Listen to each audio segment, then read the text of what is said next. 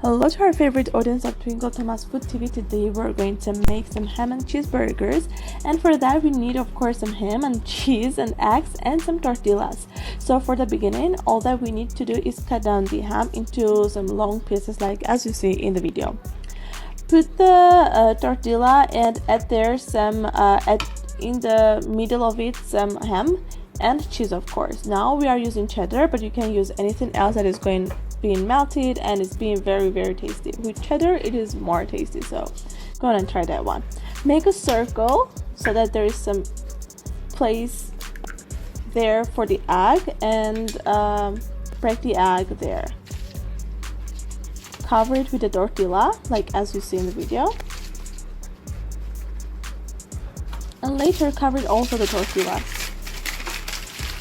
We are going to repeat this with as many as you want. If you are very hungry, you can do several, but if not, one will be totally enough for tasting and for enjoying it.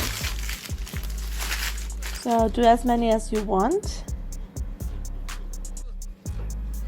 and cook them for several minutes, from 20 to 25, and whenever done it is ready to be tasted. Easy, fast and delicious. Hope you have liked it. Good appetite!